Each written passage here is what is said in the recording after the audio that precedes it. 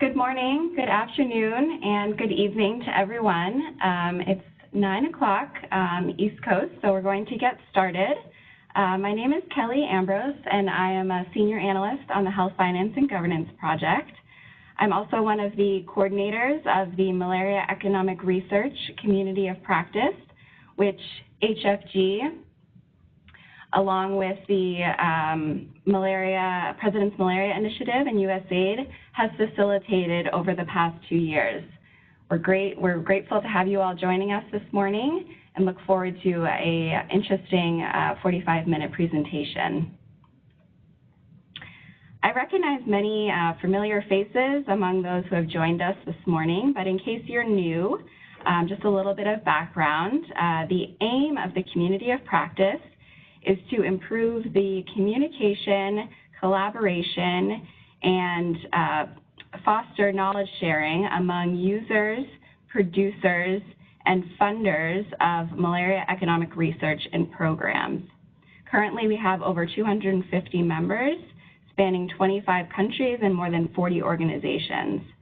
Our primary means of communication to date has been through webinars like this one and email updates, although we've had the opportunity to meet in person as well at symposia and side meetings organized at the past 3 annual meetings of ASTMH, the American Society for Tropical Medicine and Hygiene. We are an open group, so if you know of a colleague who may be interested or if you've not done so yourself, please take a moment to register. Both on the screen and in the chat box is a link to the website where you can register. Just a few housekeeping items before we begin. Everyone has been muted upon entry to the WebEx, so we ask that you remain muted until the Q&A portion of the presentation. You can do this via your device or on the right-hand side of the WebEx screen. If you're joining via your computer, currently you should see a slide right now which describes the chat feature of WebEx, which will allow you to connect with other attendees, communicate about any technology issues you might be experiencing, as well as ask questions at any point. If you are having technical difficulties, under the Send To option, you can select Alina Sims, who's my colleague, who will be able to assist you. And finally, we are recording this session, and we'll post a link afterwards to the COP website, as well as follow up with an email. So we'd like to start with a poll to find out who is joining us this morning and what their role is in the field of malaria economic research. I'm going to start the poll on WebEx. And you should have the ability to select which type, what your role is or roles. We know many of you wear multiple hats. And I see answers coming in, which is great.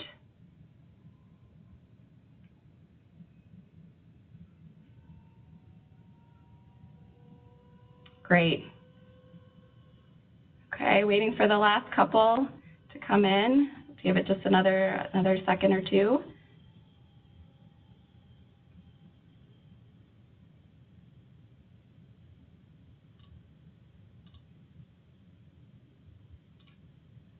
Okay, so if I did this correctly, you should see the results on your screen. It looks like we primarily have researchers in the room, as well as some planners and implementers, and some other as well. Great, thank you so much. Should make for an interesting discussion. So here's our agenda for today. My colleague Sophie Shea is going to start us off with an introduction of the tool, which will be followed by a live demo, which I will go through, and we will end with a short Q&A. So without further ado, I'd like to introduce my colleague Sophie Shea. Sophie? Yes, thank you, Kelly, and good morning to everybody. My name is Sophie Shea, and I'm also working for the Health Finance and Governance Project. With Kelly, we're coordinating the Community of Practice, and we are very happy to be with you this morning to present this tool. So for the tool, we have here, why we did the tool. The Community of Practice has a work plan that was developed at the beginning of this activity. And then from the work plan, members agreed that it would be useful to scan and collate the research that we have in malaria economic research, like the studies that we have there, so that we can see what would be the gaps and where future research should be directed. So this would be one of the deliverables of the COP, and then that's one main goal for this tool. Try to identify more that support decision making in some priority area, and then also identify where is it that we need more research. So for the expected users, just as we've done so far with the committee of practice, the deliverables and all activities, we include all possible users, and this would include funders for malaria economic research and program, the same as researchers. They can benefit from this as well. They're the one who would try to fill those gaps that we could have identified with the tool.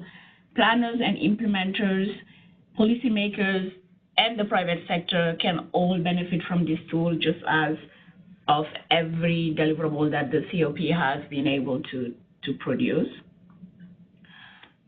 We just as for most review, had a search strategy, and this slide just described the data sources that we use, the criteria for inclusion, as well as some of the search terms that we use for this database. So as you could see, we only included peer-reviewed articles. So we want to note that we were not able to include anything from the gray literature.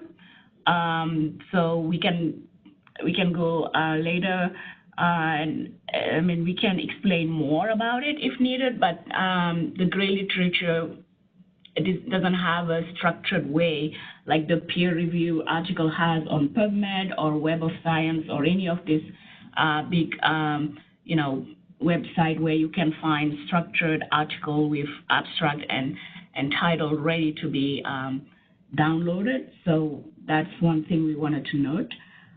Also, the search strategy in terms of the terms would just search for malaria and any of those other words that relate to economics. And as you can see, that would give a lot of results. A lot of results that we could see in the next slide. The article that we were able to find using those search terms were around 4,000. And then we proceed by excluding some of them based on the date that we chose. So as we said earlier, 2000, 2017 is our range. So whatever were not published in that time was excluded. Then for the remaining around 3,000 articles, there were one major criteria that needed to be met, and that would be an article needed to be talking about a type of malaria economic research. And this type of malaria economic research, they're part of another exercise we did with the committee of practice to categorize this research at the beginning of the activity. So some of you who've been in the community long can remember discussion and input that we asked about coming up with these types. So an article needed to fit in one of these categories to remain in our database so that it's very relevant to the people we want this to help. And that's how we just ended up with 1,700 articles that could be categorized under a malaria economic research type. So you will further hear about the tagging system and other feature and use of the tool with Kelly's demonstration. But for now, I'm just gonna give it back to Kelly, and we can come back to any question that you might have on the process at the end of the demo. Great. Thank you so much, Sophie. So as Sophie described, this was how we got, the database of articles, the database, the universe of MR that we're dealing with. The tool is what I'm going to be showing next. If you'll give me just a moment to toggle.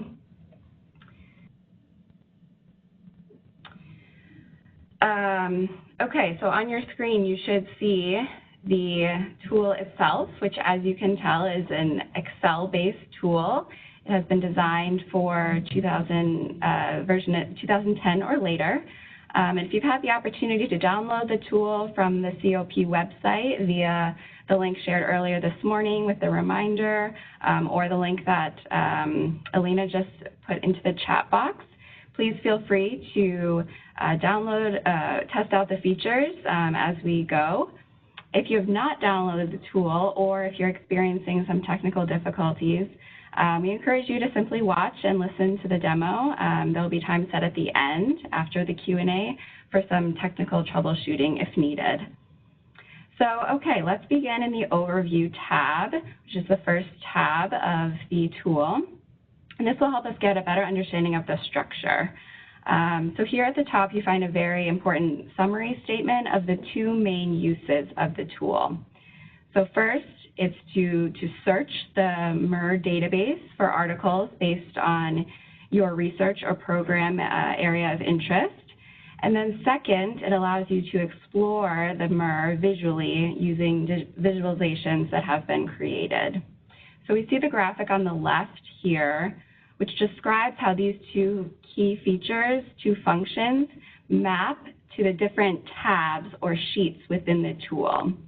And the box on the right here describes each tab. So the first major function of searching the MR can be done using the Scan Engine tab, which has both a general and an advanced scan feature, which I'm going to show momentarily. The results, the MR articles of the general scan, are displayed in the General Scan Results tab, and the MR from the advanced scan are displayed in the Advanced Scan Results tab. The second major function of visualizing the MR has 3 tabs associated with it. They're differentiated by the way that they categorize the MR. So there's a tab for visualizing the data by type of MR, which was on the slide just before that Sophie presented, by research bucket and intervention type. And I'll go into what we mean by research bucket shortly. For now, let's move on to the next tab, Instructions and Troubleshooting. The MR Scan tool uses a feature of Excel called macros to generate the search and visualization algorithms, which make the tool function properly. Hopefully I haven't lost anyone with the technical jargon. But the main point here is that it's very important that when you open the tool, that you enable these macros. So for most of you, a yellow bar is going to pop up at the top, allowing you to enable that content. This will be an automatic process, and some of you may already have enabled it without even kind of realizing what you were doing. In some cases, you may need to manually enable the content, which is described step by step here on the left-hand side. And in this tab, I'd also like to call your attention to a troubleshooting section here on the right. During our pilot testing of the tool, we received some feedback from users that when they tried to use the scan engine, an error message popped up. If you experience this, don't panic. Just close the error window and follow the steps listed here to describe the issue or to resolve the issue. So this is very important technical points, but without further ado, let's go to the scan engine feature itself. So this allows us to do a general scan or general search or an advanced search of the articles in the MR database. And I'll go through each of these sections. So the general scan is shown at the top and allows us to select various criteria that might be of interest from drop-down menus. While the advanced search, as it implies, has additional criteria that you may be interested in filtering the MR by. And it allows you or the user to type free text in boxes instead of picking from a drop-down.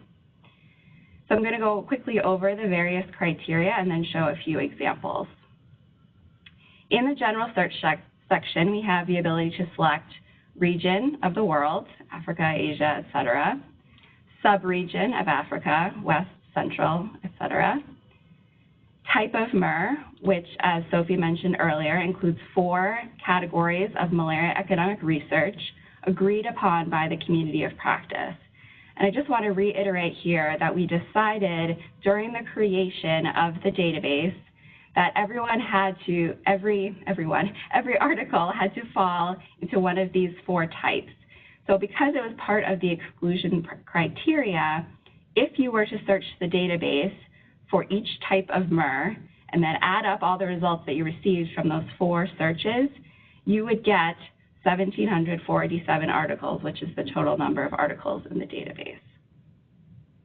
So moving along, we can also filter by research bucket.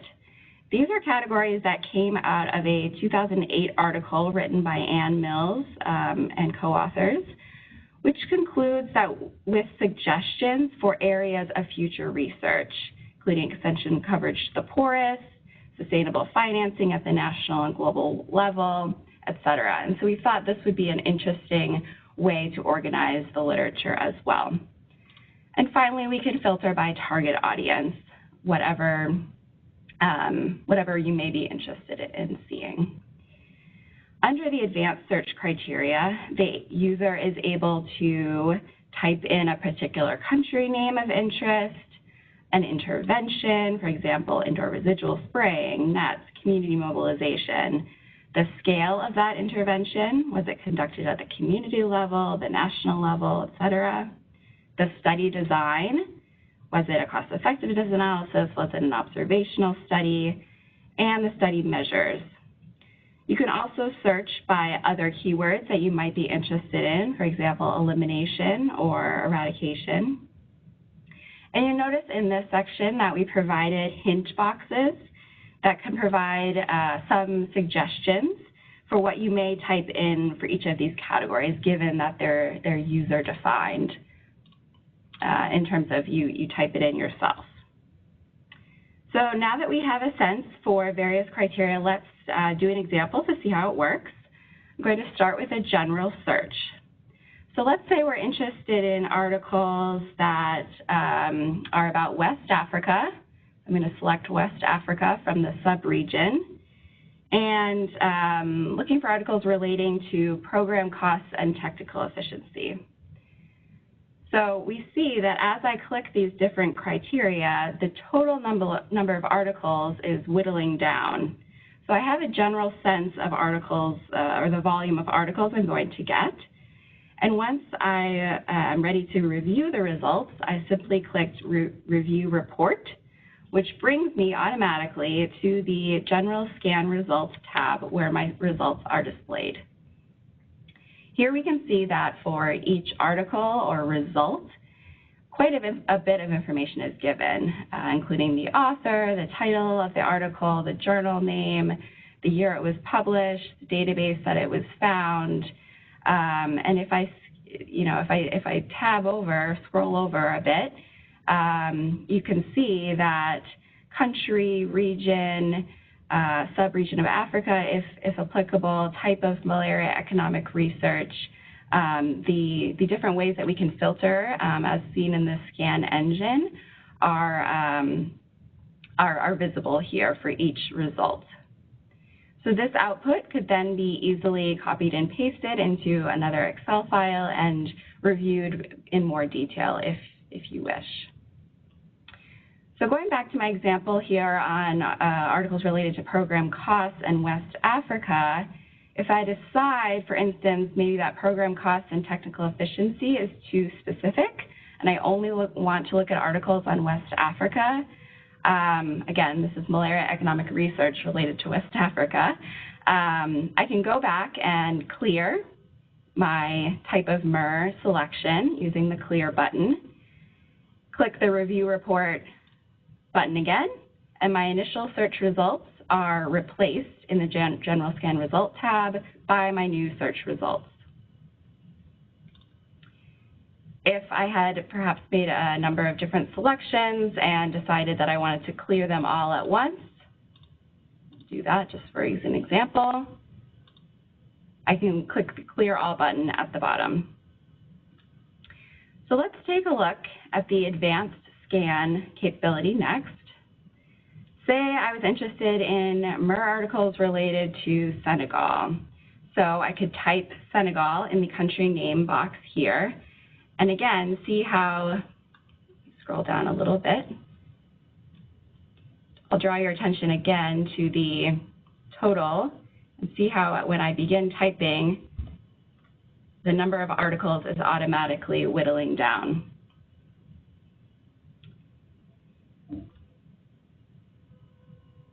And then again, similar to the general search function, I could review report. And this time, the results are going to show up in the Advanced Scan Results tab. You can also use the Advanced and General Search functions in conjunction with each other. So for example, let's say I was interested in articles that looked at IRS in Africa. So I could select Africa from the region here, and then type IRS in the type of intervention box. And I see here that I have 67 results, and those are reviewed in the and displayed in the Advanced Search tab. So the second key function of the tool, or way that you can go here, is the visualizations. So we have created 3 tabs for visualizations. The first highlights the MER when it's categorized by type, so those 4 types that we agreed upon with the community of practice. And on the left, we see a breakdown of the different types of MER by region. So I can select, for example, allocative efficiency and effectiveness, and see that there are 117 articles on allocative efficiency and effectiveness based in Africa or related to Africa. On the top right, we see a pie chart showing the breakdown of the types of MER within a region. So the key difference between the map and the pie chart is that the map shows all of the articles, for example, on a particular type of MER in a region or by a region.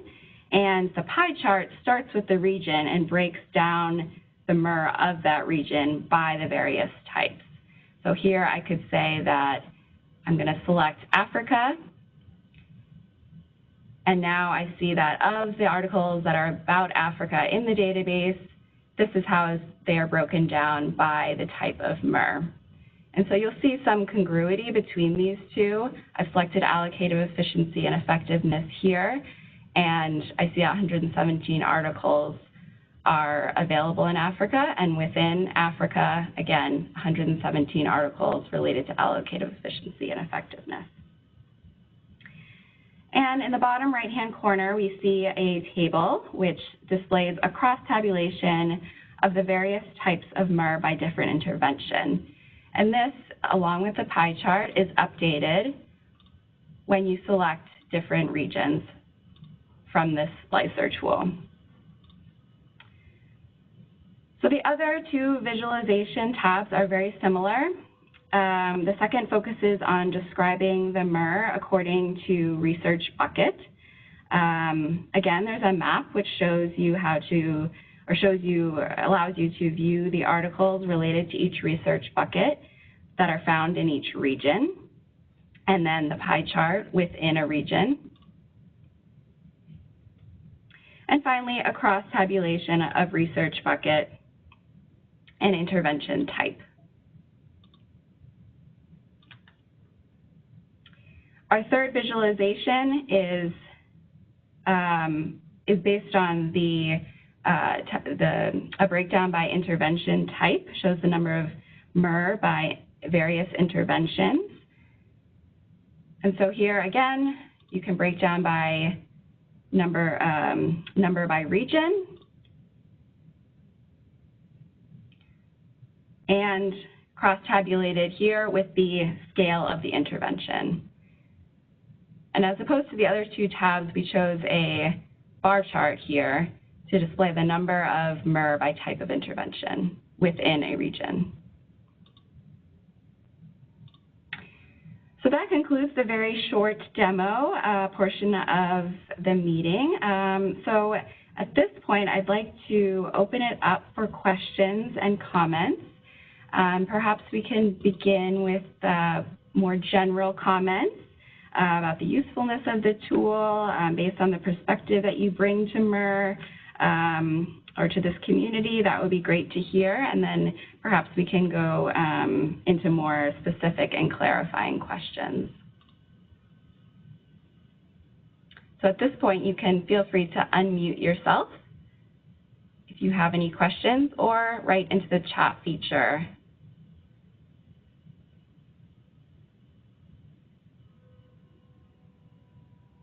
Hi, this is Anthony McDonald from Oxford University. I think this looks amazing and incredibly useful. I had one question. I wondered if this is going to be updated at any point in the future, or if it's a one-time standalone thing. So if, literature is written in 2018 or 2019, is there a way to feed this into the tool and update it? Yeah, that's a great question, Anthony. The Health Finance and Governance project is ending in September. So there is a mechanism by which you can update the tool and add additional articles based on, as you mentioned, the fact that more research is being produced at all times. But we are looking for a potential organization that would be potentially interested in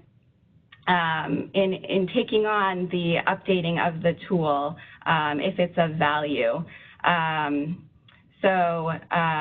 There is, I guess the technical answer is that there is a way to update it, and that HFG will continue to update it until we end. But after that point, we're open to suggestions. Yes, thank you, Anthony, for the question. I just want to add that the tool, as it is, comes with a guide for our user, but also a guide for updating. So for whoever we're going to get as an organization to continue the work on the community of practice, they're not going to be starting from zero. They will have a guide with all the Excel work that went into the tool to be able to update this. And for the time being, even after the HFG project ends, this will still be on the website for the community of practice for another year, while we try to find a group to take it on. Great, thank you very much. That's really helpful. Hi, if I can jump in on this question or on this issue. My name is Joshua Levins. I'm the Advocacy and Resource Mobilization Partner Committee Chair for the RBM Partnership to End Malaria. And I can see that this will certainly be a great legacy to continue to update and to ensure that all partners are accessing and improving after this, as you say, after this mechanism passes on and another organization steps up. I just want to make sure that you stay in touch with us as a partnership for being aware of the hosting organization, and we would like to link this resource into some of the broader health financing work that the partnership is coordinating. Well, Thank you so much. Go ahead, Sophie. No, I'm just going to thank Joshua for that. It's true that we've been partnering with the RBM for a long time now, and yeah, we can link with you on how to maintain this tool.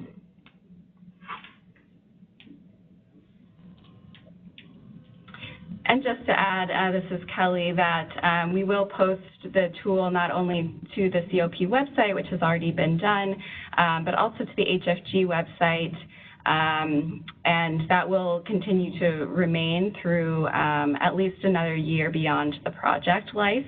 And again, the update guide will exist, so the work that has been done to date will not be lost.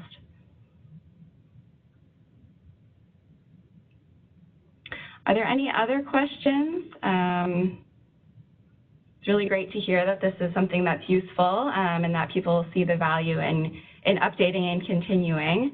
I think we had feedback as we were presenting at various points about the usefulness of this for potentially other disease areas, which is interesting to think about. Are there any questions coming in from the chat feature? I don't see any questions coming in from the chat feature. Okay. So we had researchers on the line, when we did the polling, we saw that there were some researchers that were part of the people listening, and I'm wondering if any of them want to share insight about how they might be using this tool, or anything that they would, advise for making it more useful to them. Because again, this is a living thing, so we want to make sure we also gather feedback for the group or whoever is going to taking this over to make a better tool.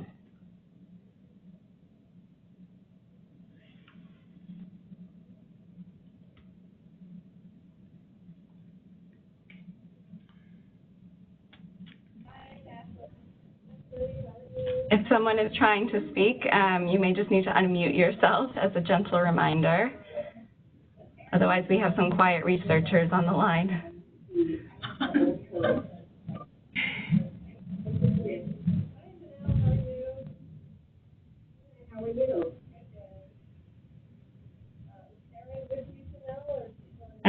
I remember, Sophie, for you and the recent study that you completed on the cost effectiveness analysis of the different packages for Senegal. Maybe you can share your own experience about how this might have been useful as you were starting to work on that study.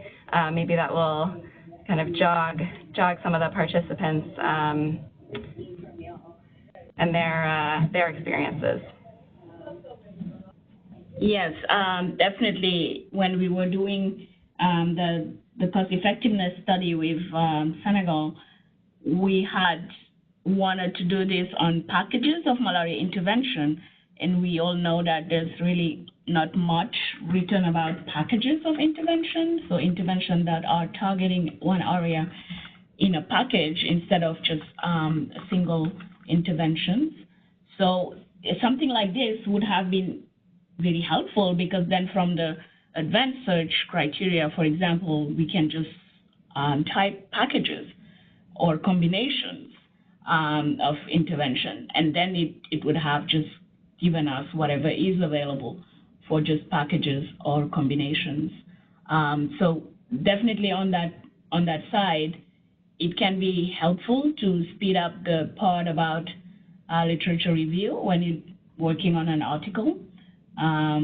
But also, I'm really interested in it for the part about the gap in the research, which you can see from either the visualization or even going into the scan engine as well. We can see how much we have in one category compared to another. And for example, on the MER type, you would see that there's a lot of allocative efficiency, some technical efficiency. We also have a good deal of article there. But then when it comes to sustainability and even economic impact, then it's less. So, that type of result is helpful to researchers who want to find out a topic, an interesting topic that would be helpful to the community to advance. So I feel like as a researcher, this can just drive research, help us what to look next, and how we can advance the topic of economic in malaria.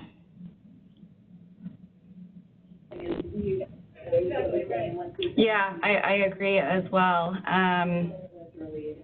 Is there anyone who on the line who wanted to comment on that or ask an additional question?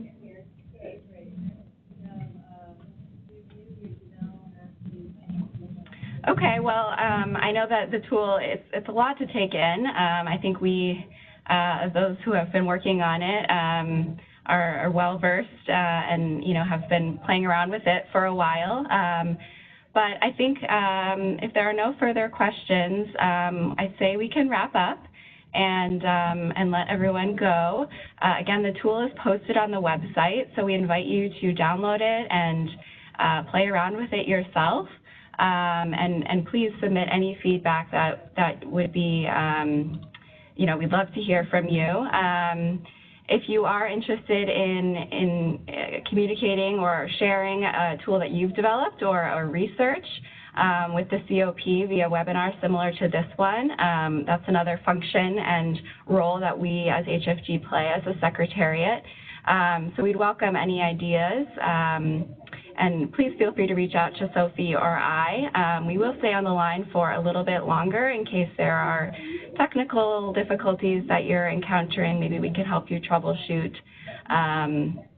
But we will let everyone go and just thank you so much for joining us and hope you see value in the tool and that it will continue very long beyond the HFG project. Thank you all and have a great day. Thank you. Thank you. Kelly, I would like to make one other suggestion in discussing the potential addition of other disease areas, whether it be HIV, TB, or even maternal and child health, family planning, etc. I think that it could actually be of benefit to generating additional economic research for malaria to show how the volume and spread of economic research around malaria compares to other disease areas. And that may also highlight a bit of what might be underrepresented and give some spurs to additional research. For example, if there's good economic impact or good allocative efficiency studies that are being done but in other disease areas, there may be some lessons there for malaria. So just a thought about how the other disease point that you brought up could also be of benefit to the malaria community of practice. Yes, absolutely. That's a great suggestion. Thank you, Joshua. We'll certainly take that back and see what we can do or pass it along to the next organization that would continue with this.